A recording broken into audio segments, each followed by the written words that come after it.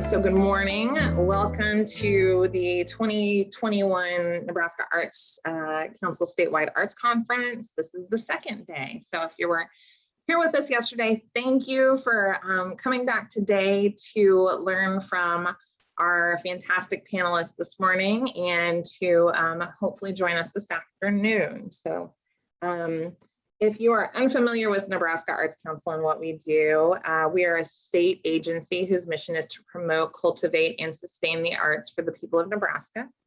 And during this session, during this conference, there is a session each morning and each afternoon, and this conference goes until the 20th. We're recording each session. And this morning, if you do have a question for one of our panelists, please type your questions into the Q&A. We will have Q&A if we have time at the end, but just so you go easy on our chat monitor, if you could put questions in the Q&A and then leave the chat just for general discussion, that would be great. If you do have a comment or a kudos or anything like that, feel free to put that in the chat as well. And so thank you. So this panel is how to have effective partnerships, and I am Stephanie Plummer, and I am a program coordinator at Nebraska Arts Council.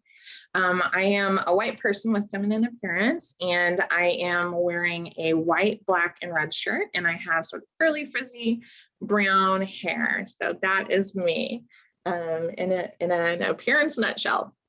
Our communications manager, Chad, will be helping with any technical difficulties you might have. So if you do have a problem or an issue, go ahead and put that in the Q&A as well.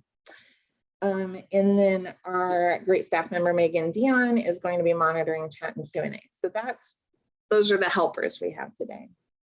So I'm going to go ahead and introduce you to our panelists today. And I'm going to go in reverse order from how we will actually sort of be presenting.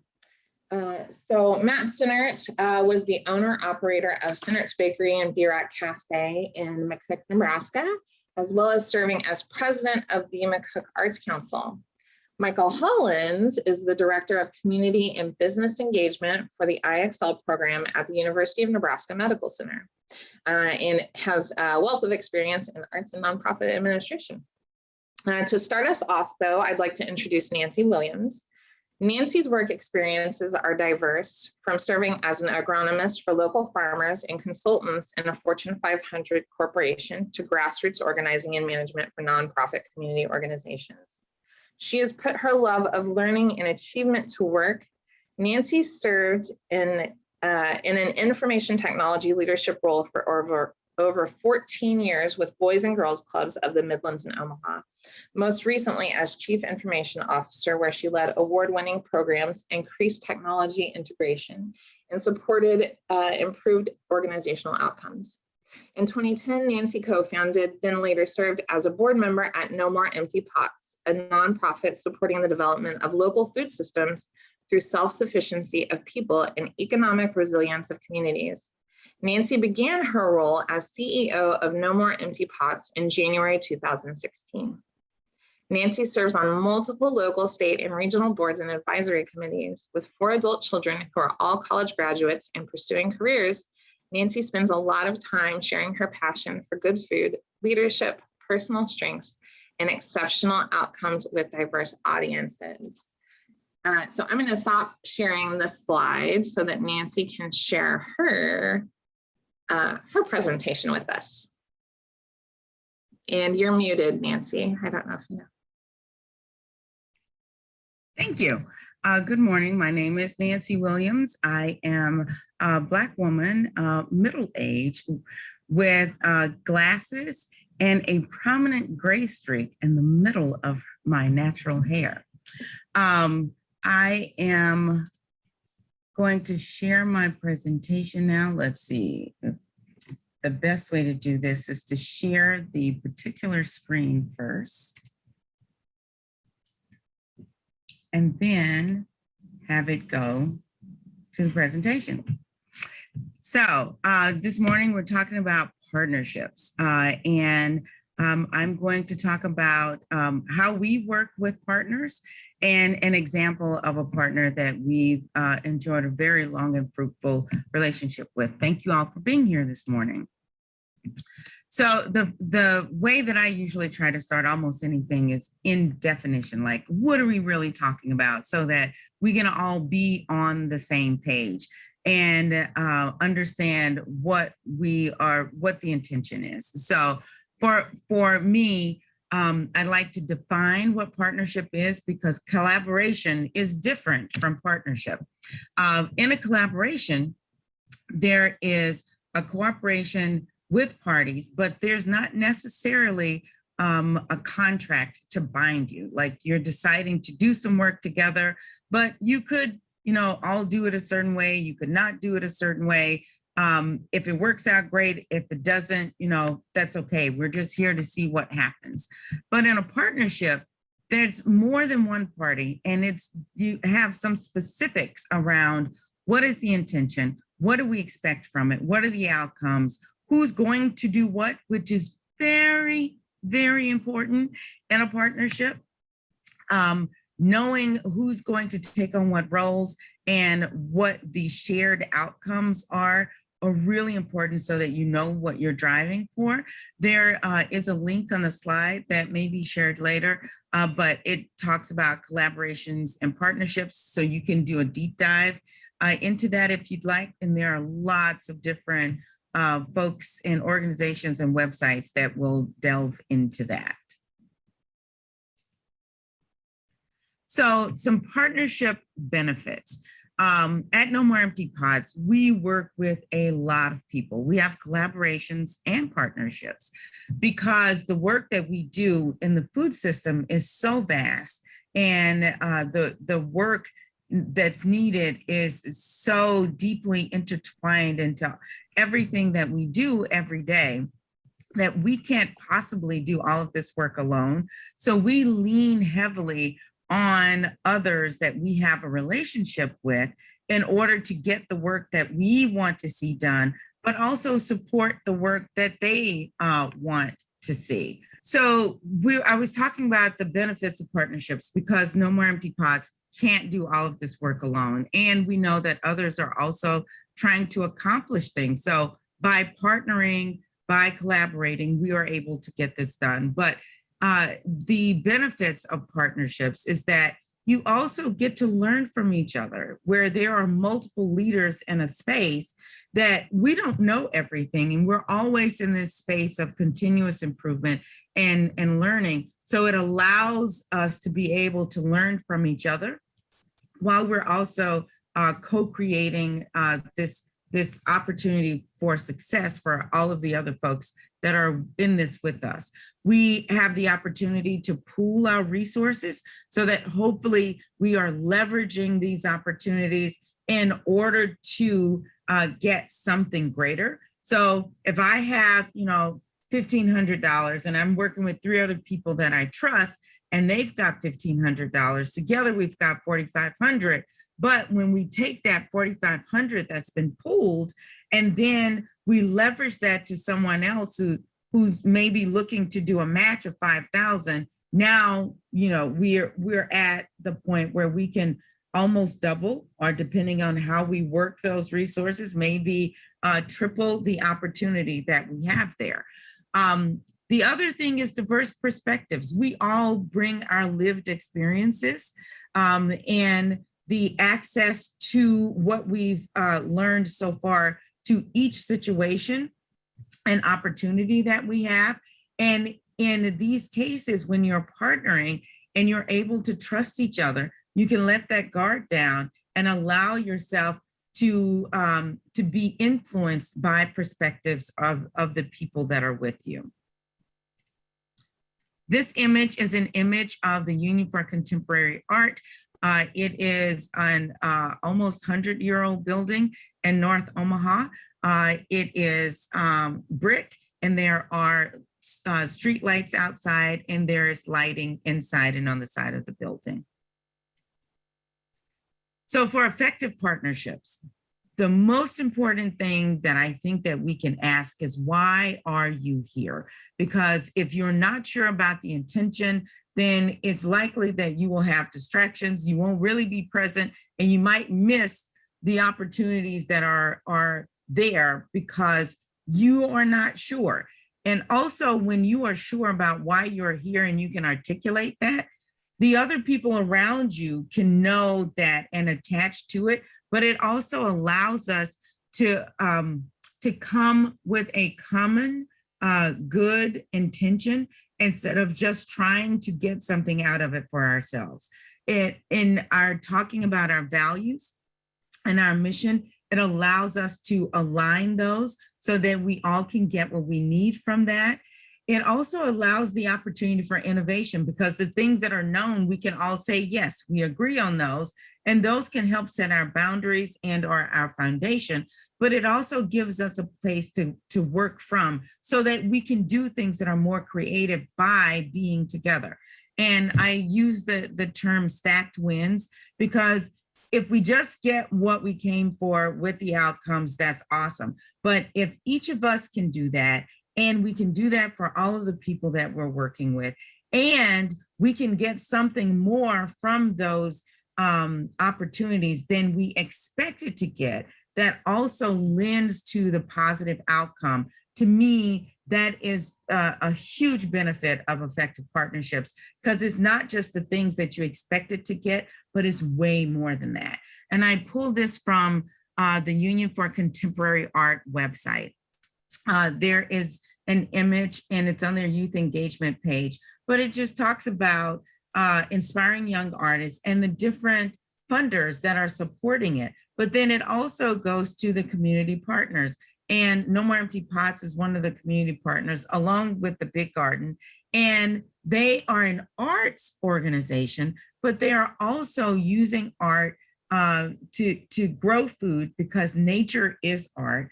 And they're engaging organizations that have that expertise that they don't have. And they're also taking the next step in that process of engaging in culinary arts. So it's still aligned around their mission of inspiring artists and supporting youth, but it brings in all of these different players that it takes to make this a more enriching and engaging experience for not only the youth that are being a part of this program, but also for the organizations.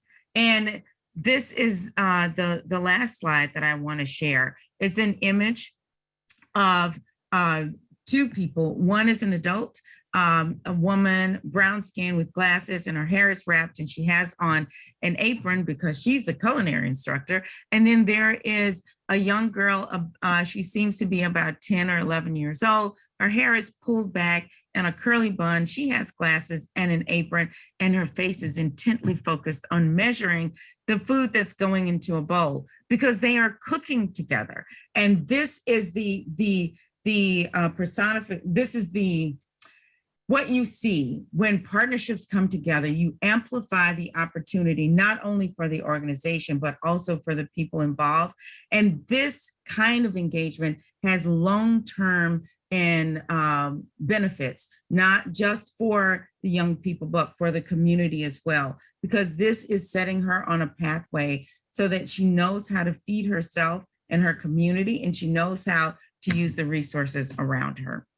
This is also from the Union for Contemporary Art, and there's a link to their page. Thank you.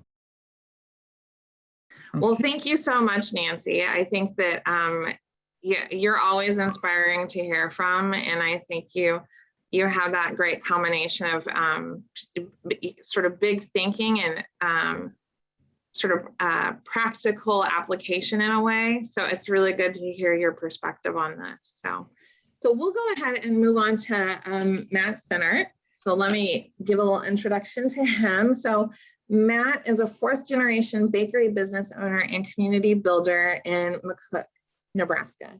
His wife, Shelly, teaches math at McCook High School, and they met, this is adorable, in a ballroom dance class at UNL in 1984. Congrats for that long-lasting marriage, too.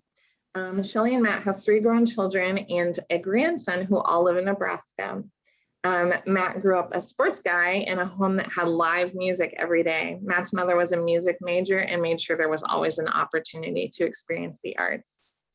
This early influence took a while to gain momentum, but eventually exploded to enrich many lives in Southwest Nebraska, including Matt's.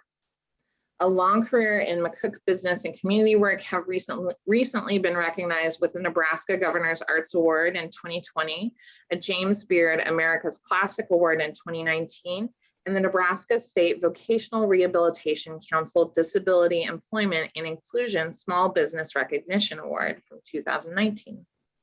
Matt's passion for the arts extends past entertainment. Making and creating are important for humans. Art builds a human from the inside out, and bottom line, the arts make people's lives better. Matt's dream is to collaborate with others in Nebraska and around the nation to create art opportunities for the people of rural Nebraska. So thank you, Matt. I'll hand it over to you.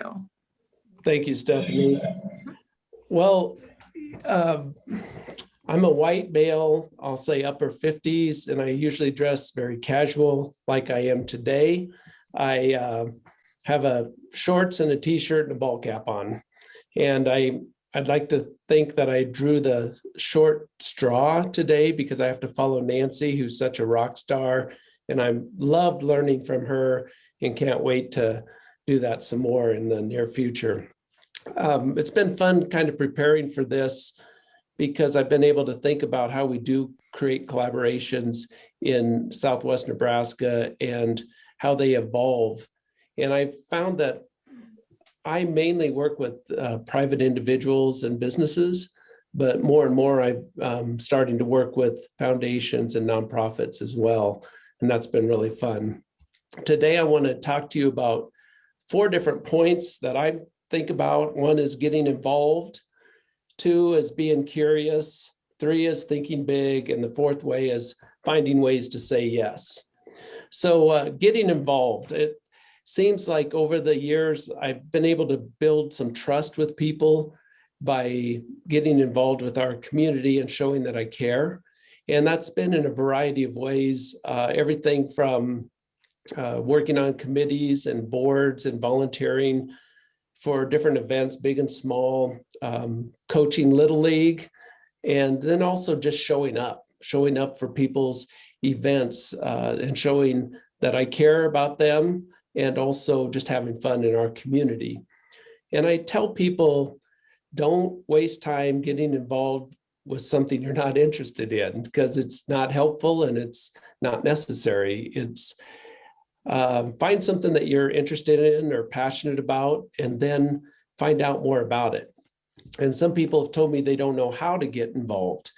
And the first way I would say is find something you're interested in and then contact somebody in that organization or maybe in that that's part of that event and invite them to coffee or lunch or just a meeting and see if you can learn more about their organization and how you could be involved. And I bet you they will take you up on it.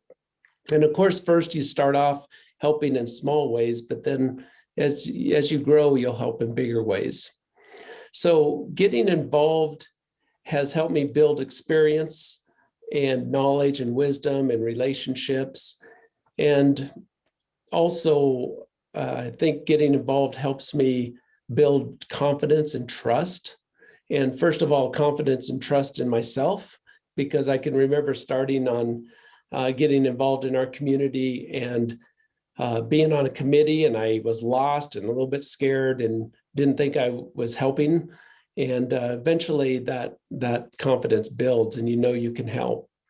Also, building trust in others so that they will work with me on partnerships and collaborations. And then finally, finding people that I trust and want to work with in the collaborations. So that's the first step, get involved. And the second one, be curious.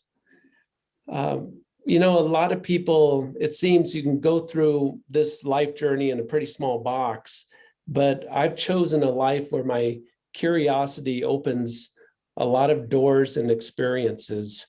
And I've found that experiences help me with perspective and show me what's possible, show me the opportunities and the risk, and have helped me identify people who could collaborate with me. And I'm going to tell you about one experience that happened in 2019. I was part of a Sherwood cohort, and that was a fantastic opportunity, and I really appreciated it. And it allowed me and gave me permission to go to Oakland, California, where I visited an acquaintance who had a connection to McCook, and they were interested in possibly bringing some art to McCook. So what ended up happening is I spent 6 full days in Oakland and San Francisco, just exploring the arts and culture and food. And together we, from early morning until late at night, we were talking and debating and building a relationship and creating dreams. And it was awesome. And that was just one important step to build this relationship. So fast forward from February 2019 to today, and last month, these new friends, Chad and Joanne, moved to McCook, and they brought their art. They purchased a building to put their art in, and now they're just looking for partners around here to dream with them and skyrocket the McCook art scene. And already we've been partnering with many entities in Nebraska and around the McCook Community Foundation Fund, the McCook EDC, McCook Arts Council, the Norris Institute, local artists, Omaha artists, lots of them, including Artifact and the Maple Street Construct, and then people, artists around California and New Mexico and lots of others. So it's really been a blast. And I would say that my curiosity led to experiences which fostered relationships and collaborations and dreams, and I think also a better way to live in Southwest Nebraska. So my third point was dream big, and this is going to be very short, but I think it's very important. And what I've found is I don't think people dream enough. And I think we need to dream about what we want our community, what we want our home to look like, and then go do it. Dream big. And there's a world of abundance. There's a world full of challenges, but we need to dream and figure out how to solve those and move forward. So that's all I'm going to say about that. My last point was finding ways to say yes. So no is the easy button, right? But I found that easy is generally lame, the lame way to do it. And when I get tired and lazy and those bad thoughts come up of all the bad things that might happen or the problems, if I'm lucky, I have something go off in my head that says, walk the room. And walk the room is a term we use for an exercise I learned several years ago. It's basically an exercise to find a way to say yes in challenging situations. And it takes effort, and the effort pays off in a lot. And so if anybody wants to know more about walking the room, email me and we can talk about it. I'd always like to talk about that. It seems like solutions are not always obvious. Sometimes they're elusive. Sometimes partnerships seem unnatural or seem unusual, but sometimes those partnerships are the most fantastic and create the best results.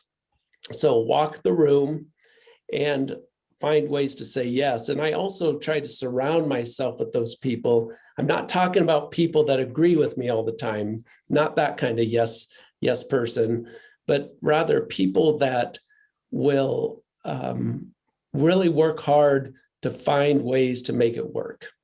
So I'm going to leave you with a couple sayings. I guess you could call them cliches. And I know some people are annoyed by cliches, but I like them because I think cliches are truth in a nutshell. And I first heard these two cliches from the Nebraska Community Foundation. And the first one maybe stems from an African proverb, but it says, go alone and you'll go fast. Go with others and you'll go far. I love that. And the second one says, change occurs along the lines of relationship at the speed of trust. So let's go out and use these partnerships and collaborations to build up humans with the arts. I'd like to bribe you all by giving you all a donut card for our bakery in McCook. I'm not techie enough to do that. So you're going to have to come to McCook, and I promise to buy you donuts and show you some amazing art. So thanks for listening, and thanks to the Nebraska Arts Council. You're really helping us create a more rich and wonderful life in rural Nebraska, and I really appreciate it. Thanks. Thank you, Matt. I will definitely take you up on that donut at some point. Donuts are a little bit my religion, kind of. So deep love for a donut. Excellent, and great tips and very inspirational. So really, really appreciate that. So now we're going to move on to Michael Hollins. Michael is the Director of Community and Business Engagement for the IXL program at the University of Nebraska Medical Center. Previously, he served as my favorite Chief Creative Officer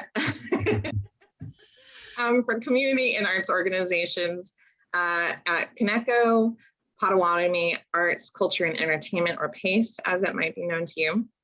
Michael holds a Bachelor of Arts from the University of Nebraska-Lincoln in Anthropology, Philosophy, and Film Studies, and a Master of Arts in Cinema and Media Studies from the University of California, Los Angeles. He is currently pursuing a Master's in Public Administration from the University of Nebraska at Omaha and volunteers with the Nebraska Writers Collective, Autism Action Partnership, TBD Dance Collective, and Film Streams. Take it away, Michael. Thank you so much, Stephanie. Thank you to the Nebraska Arts Council for hosting this wonderful presentation. And thank you to my two co-panelists who absolutely did an incredible job. And I think, Matt, I definitely drew the short straw after your inspirational presentation and Nancy's wonderful kind of establishment of what is collaboration and what makes collaboration useful for us as we think about it in our world. So I'm going to do my screen share thing here and hopefully give you something to look at. So can everybody see that? Okay, sure great. Can. Okay, great. Well, let me get situated here. So I'm going to talk specifically today about partnering across disciplines or kind of cross-disciplinary collaboration. And my guess is that Stephanie and the group wanted me to talk about this because of my work background and my work history and some of the groups I've volunteered with and things like that too. So as you heard, I have kind of an eclectic background and have worked in the arts and in the nonprofit sector and at museums, cultural centers, but then also a bit in industry as well. So entertainment industry, a little bit of the corporate world, film, cinema, and media, but then also academia and research. And today I want to talk a little bit specifically about my role at where I currently work, because I think it's kind of a cool metaphor for some of these things that Nancy and Matt talked about, and hopefully can relate to each of your individual experiences in collaboration in your own kind of sectors. So I'm going to start by telling us a little bit about, let's see my slides advance here, about my current program that I work at, which is IXL. Now, IXL is an acronym. It stands for the Interprofessional Experiential Center for Enduring Learning. So forget all those other words, but interprofessional is the key part. We are a program at UNMC that is looking to change the way that we teach healthcare professionals. And we want to do that through collaboration, and interprofessional collaboration. So we want to kind of take that old model, that old paradigm where doctors trained here and nurses trained here and pharmacists here and dentists here. And we want to shake them all up, make it interprofessional, because when you receive care in the real world, it's made up of those interprofessional teams, you know, everything from the check-in to your nurse to home care and physical therapy, things like that. So we need to change the way that we do things. And we need to do that through hearing different voices and bringing in simulation. So you're going to see some images on screen. I also forgot to describe myself. I should do that right now. I am a middle-aged white male. I'm wearing a collared shirt, and I have kind of longer dark hair and kind of a scruffy facial hair. And the pictures I'm showing on screen right now are of different people in the healthcare sector engaging with technology. So some of them are engaging with animatronic mannequins who are playing the part of patients in an actual hospital setting. Some of them are interacting with 3D brains and body parts that are kind of floating around. And that's what we do at IXL, is we're looking to change the way that we teach healthcare professionals. And I thought this was a good example for all of us to think about, because you need to look at what your group does, what you do as an artist, what your organization does, and think about, what would you do differently? If you could have the entire world, have all the resources in the world, how would you innovate? What would you do to accomplish your mission, but how would you do it differently? And that's what we did at IXL. We looked at, what are we doing? We're training healthcare professionals, but how can we do it differently? And the way that we're going to do it differently is through bringing in all of these different disciplines. And so we're here to service, of course, healthcare professionals. And you'll see an image on screen that has a group of healthcare professionals, and they're working with one of those animatronic mannequins. They're in an interprofessional team. So it's doctors, it's nurses, it's allied health professionals, and they're practicing actually the care that they're going to provide in the real world. But this is where we needed to think about what we have. And I'd encourage all of you, when you're thinking about cross-disciplinary collaborations, think about what you have that's unique to you and your organization or your sector. What we have at IXL is state-of-the-art simulation technology, and we have a state-of-the-art simulation center. And so we thought, what are some other stakeholders who could benefit from this? And we immediately knew that there was a lot of them, spanning from the government to the military to industry, nonprofits, and the like. So that's a key to cross-disciplinary collaboration, is expanding that stakeholder base. And what we did at IXL is we look to solve problems that some of these stakeholders had, that are identified problems. So on screen, I'm showing a graphic here that has IXL, and it has 4 different stakeholders, from federal to state to city, and then even private groups too. So federal training at the federal level, we were able to provide that skill through our staff and through the center that we have. The state, we're able to reach out and provide remote training to rural parts of the state, increase that high fidelity training they're receiving there, so that our communities in remote parts of the state, out in McCook and elsewhere, are also receiving the same type of training and high fidelity simulation that we're receiving here in Omaha. The city of Omaha is interested in things like brain drain, and they're interested in things like talent retention for the next generation of a digital workforce. And they want to attract Fortune 500 companies, and they want to uplift voices in our community that haven't been involved in the conversation. And they want to ensure that these resources are distributed throughout our community. And then we have private groups that might be nonprofit organizations. They might be philanthropic groups or community groups that, again, want to increase access, increase equity. And I'm going to show you how we're able to do that through what we do. So the first few slides, it's a lot to explain to you what we do at IXL, but what we did is we looked at our mission, and we looked at healthcare education, and we thought, how can we change things? And we thought, who do we need to bring in to change those things? So we expanded our base of stakeholders. And I think that's something that both Matt and Nancy talked about at length. And that's something that I'd encourage each of you to do in your own practice. But in order to change the way that we trained healthcare professionals, we had to completely think differently about the content we were making. So the very process of kind of bringing healthcare education into the future involved us collaborating across professions. And so we had to work with hospital professionals and radiology and people that work on CT scans and researchers and people like that to start with human anatomy. And then we brought in our team who have backgrounds in art and design and who have worked on video games like Madden NFL football and have made animated special effects in feature films like Spider-Man and other Hollywood products, things like that. And when you bring all those people together, you can maximize the process and you can really create moments of collaboration across disciplines throughout. And so we were able to pool all those different resources from the hospital, from Hollywood, from video game design, and from computer programming to create something that is a singular element, that is a three-dimensional human heart, that then we can use to educate professionals, and we can use it to educate all these different types of professionals in different types of context. So this is somewhat of a stacking of a win, as Nancy would say. This is where you're taking the content that we've made, and I'm showing on screen here a 3D heart that we made through all that cross-disciplinary collaboration and all the different use cases that students, and some of them are nurses, and some of them are doctors, and some of them are allied health professionals, are using to train with. And so again, it's maximizing that process and maximizing the effort. We knew we needed to create three-dimensional content to realize our mission and to fulfill the promises of those stakeholders.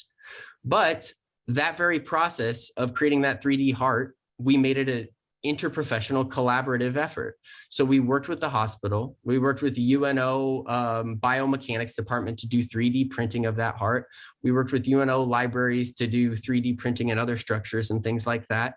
We worked with our industry manufacturers who prototypes actual different material and things like that. And then you're able to stack all those wins, and everybody gets to share in this success of the educational outcomes.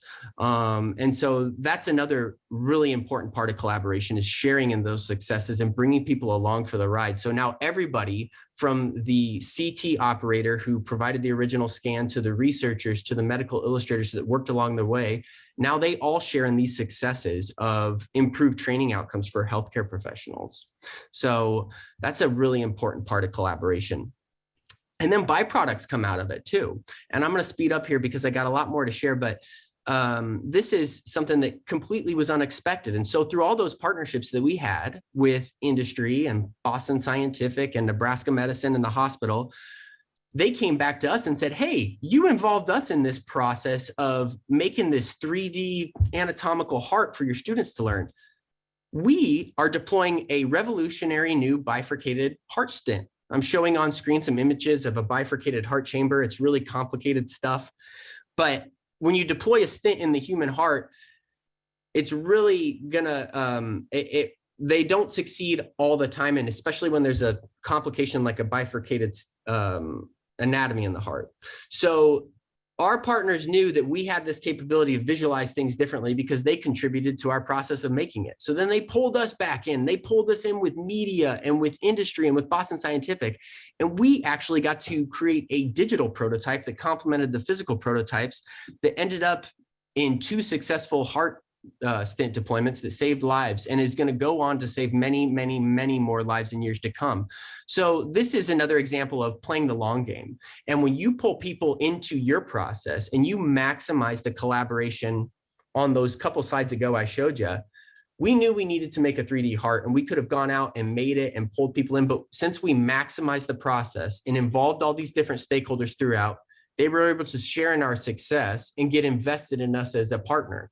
Then when their opportunity came back around, they pulled us in so that we could contribute and maximize their process. And now we're sharing in that success as well. I want to shift over because obviously we dealt a lot with COVID-19 as a healthcare institution over the past year, and we had to pull together all these different resources to service our different stakeholders. So you're seeing on screen, we've got some virtual PPE donning and doffing applications that we developed with the federal government.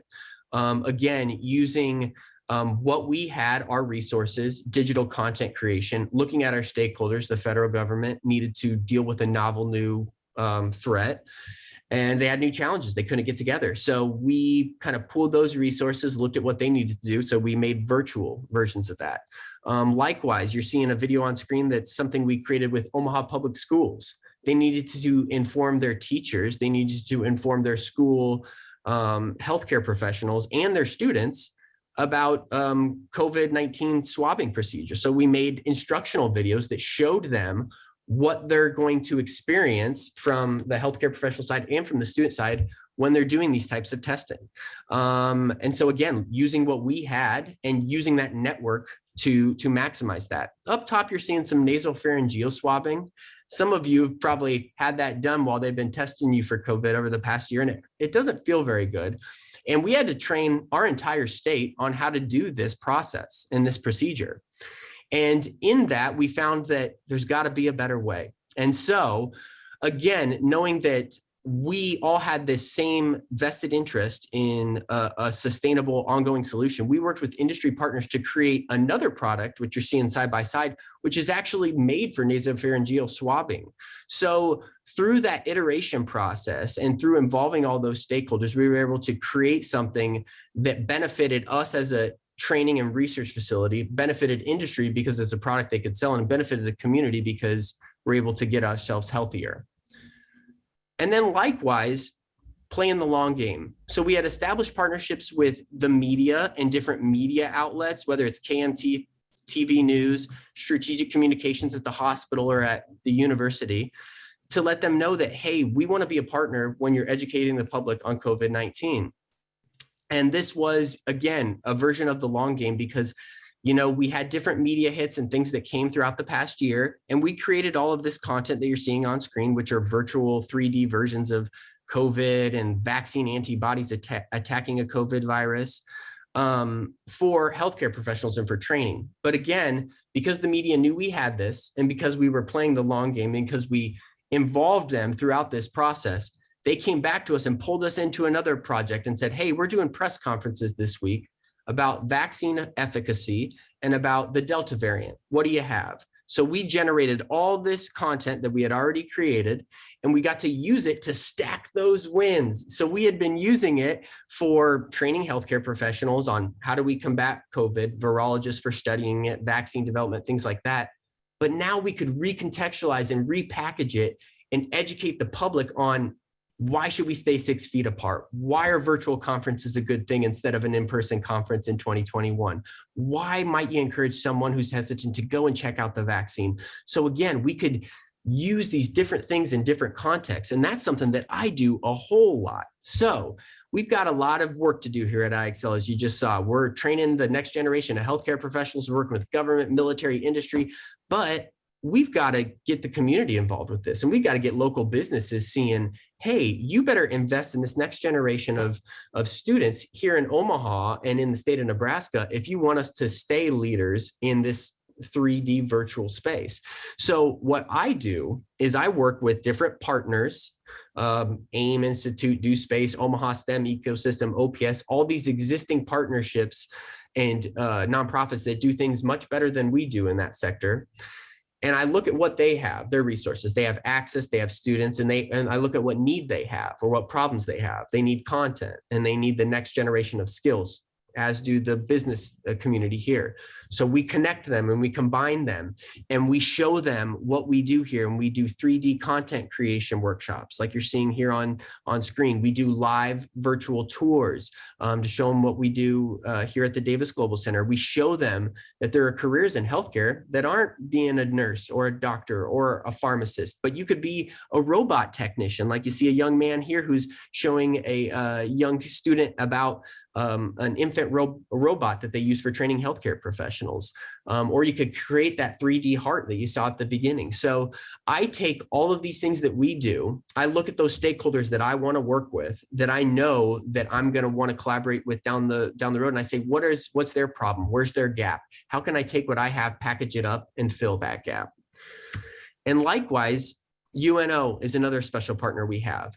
And again, it's just looking at what we have. We have world-class state-of-the-art technology, and we have people who know how to build and create content for that technology.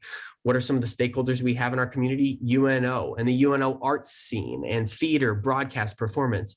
And what can a completely different group that has nothing to do with technology or healthcare or research, what can they do when they are unleashed upon these resources and this technology? And so again, it's stacking those wins. We have these resources here in our community. We can believe, to use some of Matt's inspiration, we can dream big. Can we place this technology in front of creative young minds who are thinking solely about art or theater or creative writing or the Zodiac Garden in downtown Omaha and what would they unleash, and how can we bring them with the technicians and combine things to, again, stack that win and maximize the process. So I think that's where Matt's curiosity comes in. And again, I keep going back to it because we had an early discussion about it, and Nancy mentioned the concept of those stacked wins, and that's really something that I think we all do, and that's something that I do here at IXL, and that's something that I have tried to do here with these community groups and these UNO groups. Is we're doing these things anyways. We need to get this work done. How can we maximize the process and involve as many stakeholders as possible so that they get wins from their own corner of the universe too, and we can all share in those wins together. So just jumping right back, just some simple tactics to leave you with. I know we've talked about them all, and Matt and Nancy said them much more eloquently than I did, but really it's all about relationships. You've heard a lot of those common themes. It's about maintaining and building those relationships, because a lot of times they'll come in winging in from left field and can benefit you later on. Increase those stakeholders, always involve more people in the process, whether it's a school district, whether it's a participant. And I think that's where Nancy's distinction between partner and collaboration comes in. Partnerships are more complex and refined and take more detail, but collaborations, those are open-ended things that you can establish these collaborative networks and use those and stay in touch with those, because that can do the third bullet, add resources. So it can add students, it can add access to students, it can add outreach and media and communication channels. It also diversifies your perspective. So you can bring in theater and the healing arts and violinists and see what would they do with 3D, what would they do with VR, and how can that connect emotionally with what we're doing with healthcare professionals. Expands your knowledge base, and all of this enhances your brand because it shows that you're reaching out to other communities and that you're maximizing your stakeholders' resources. All those stakeholders that you had, whether it's the federal government, philanthropy, the city of Omaha, they want to see their dollar and their input and their effort maximized. They want to see it stretched across. You know, our chancellor at UNMC loves seeing theater students using that 5-sided laser cave. They love seeing a theatrical performance and a head-mounted display that was made for virtual heart surgeries. Why not? It's all mission fulfillment. So again, the concepts are maximize your process, maintain those relationships, network cross-disciplinarily. Don't be afraid to go to people that are way different than you and think long-term and sharing those successes. And then I'll end you with a beautiful picture that I think just encapsulates everything we do. We've got the June Kaneko Pillar Garden right there in front of the Davis Global Center on the UNMC campus. It's a beautiful merging of art, science, engineering, and creativity. So thank you very much.